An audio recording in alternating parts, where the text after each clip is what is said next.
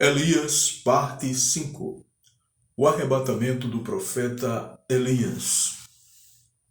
O arrebatamento do profeta Elias para o céu foi previamente conhecido da nação israelita.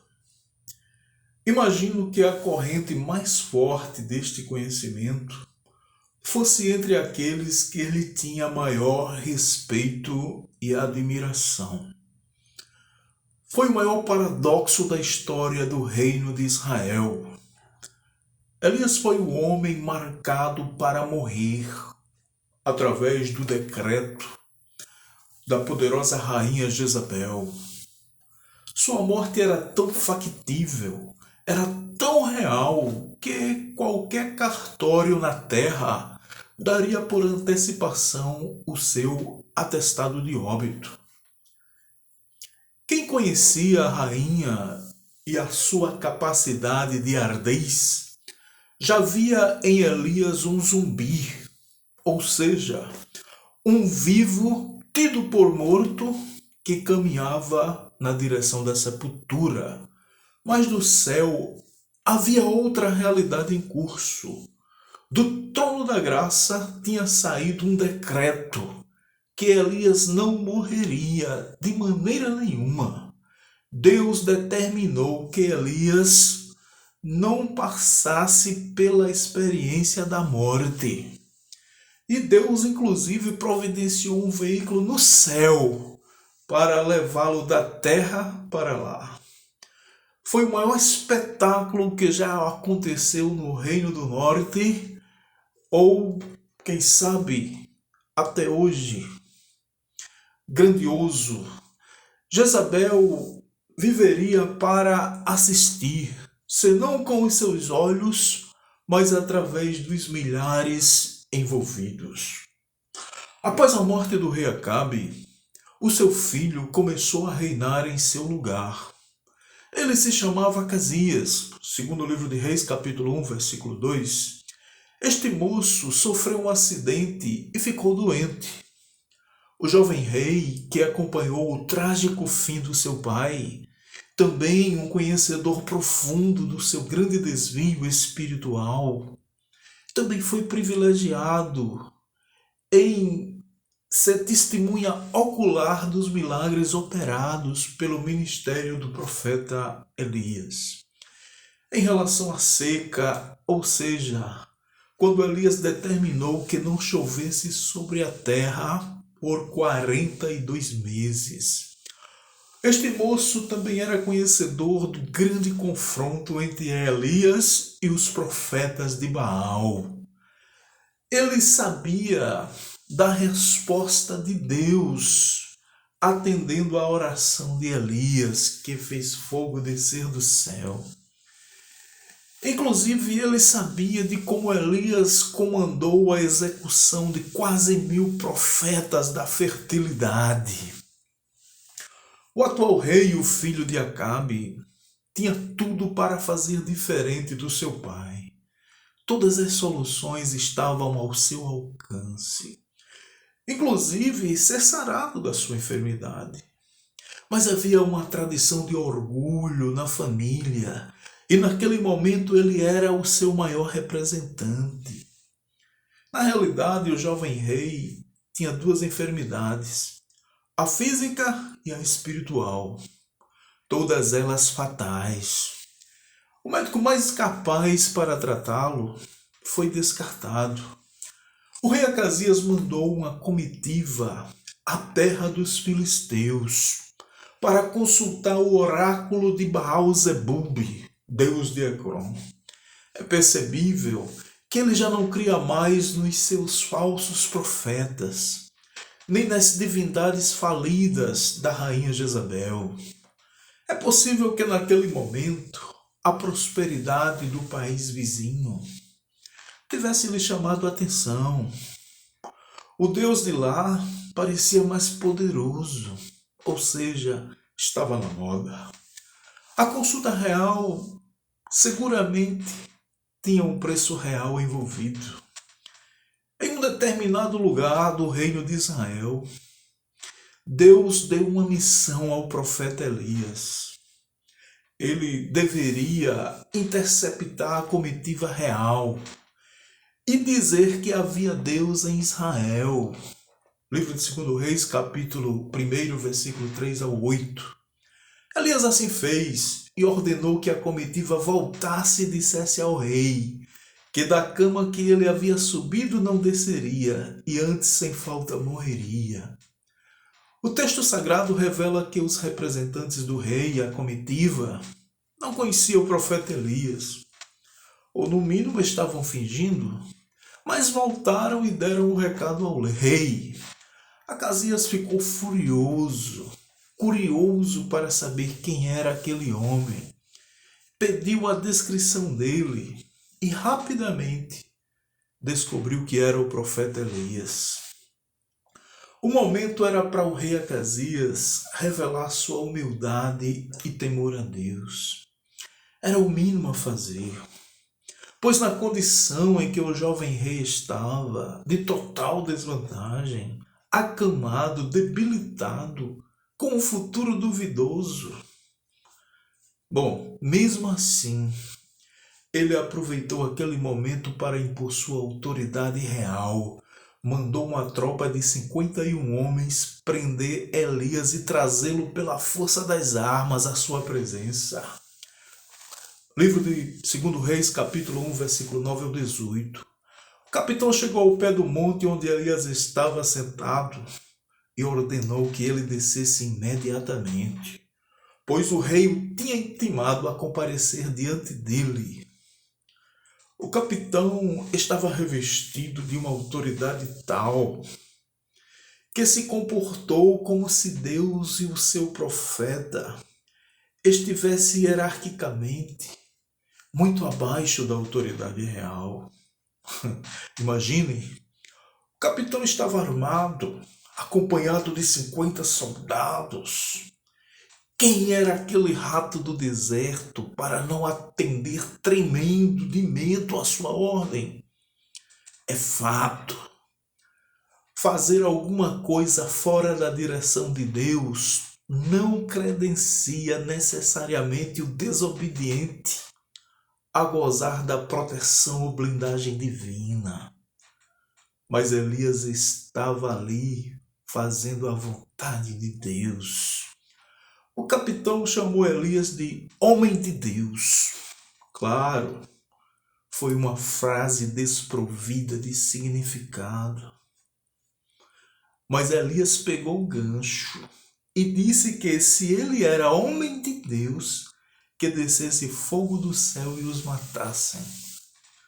Assim aconteceu. Rapidamente a estarrecedora notícia chegou ao leito do jovem rei. Outra tropa foi mandada para buscar Elias. O segundo capitão foi tão cego de discernimento quanto o primeiro. Ele e seus 50 soldados tiveram o mesmo fim. Imagine, 102 homens haviam morrido devido à insensibilidade, ou seja, por estultícia e total ausência de conexão aos fatos passados. Era possível que estes capitães não tivessem acreditado na história passada de Elias, ou que mesmo tivessem aderido à política de desinformação da rainha Jezabel. Mas como explicar a morte de 100 inocentes soldados? Em algum momento, sempre seremos vitimados, somente por estar do lado errado. O terreno da mentira, do engano, das vantagens indevidas e principalmente da negação, do temor e obediência a Deus, jamais deve ser o combustível para mover os nossos interesses. O jovem rei Acasias já tinha mandado 102 soldados para a morte e mandou mais 51. O terceiro capitão percebeu que era inútil bater de frente com Elias. O orgulho dos anteriores não se sustentou. Portanto, ele chegou bem mansinho diante de Elias, se ajoelhou e implorou por misericórdia. Deixou muito claro que estava ali para cumprir uma solicitação real, mas só o faria com a boa vontade de Elias. Deus sinalizou para Elias que podia seguir com ele. Aquela guarda que foi destacada para trazer Elias coercivamente, na realidade foi convertida em uma guarda de honra. Elias foi escoltado como uma grande autoridade. Quem jamais poderia imaginar Elias entrando no palácio real da família do rei Acabe? Imagine o condenado à morte entrando no tribunal do crime. Mas Elias estava debaixo da garantia do céu para sair vivo dali. Por fim, Elias chegou ao leito do jovem rei. Sua mensagem foi direta e muito objetiva. O recado divino não era dele. Disse-lhe: assim diz o Senhor.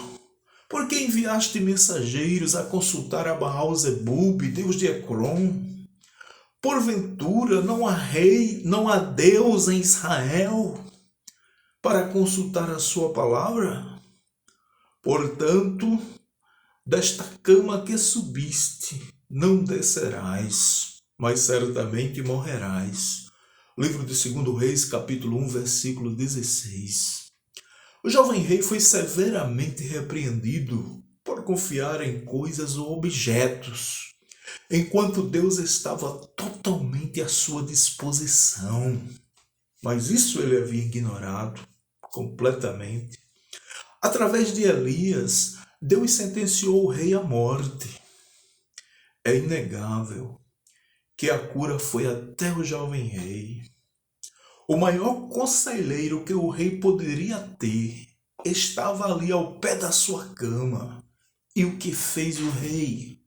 Retratou-se, arrependeu-se, pediu misericórdia a Deus? Infelizmente não. Seu orgulho foi maior que sua enfermidade física. Sua arrogância foi inflexível.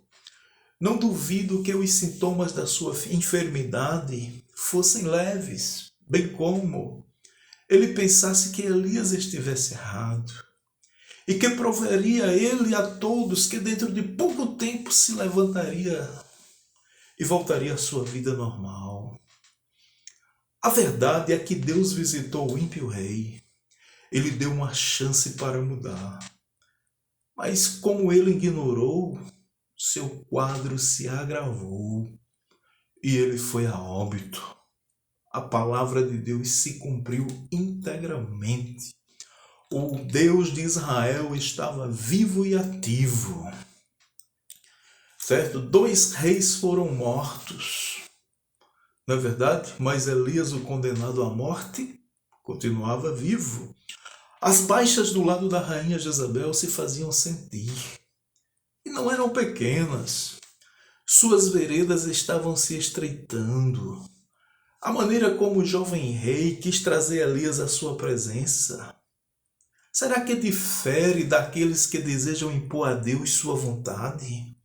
Imagine obrigar Deus a fazer o que o mortal quer. É tolice impor condições a Deus, principalmente deixando ele inferiorizado ou no lugar de um servo. O pai e o filho aprenderam errado e preferiram morrer abraçados ao seu erro. Tempos depois foi divulgado em Israel que o profeta Elias seria arrebatado vivo para o céu. Livro de 2 Reis, capítulo 2, versículo 1 a 11. Será que alguém acreditou nesta revelação? Era um absurdo, algo irracional, sem lógica. Não fazia o menor sentido. Eu não culparia os veteranos profetas existentes se ignorassem aquele fato. Ora, imagine comprometer o nome, se expor ao ridículo, arriscar divulgar uma fake news. E depois?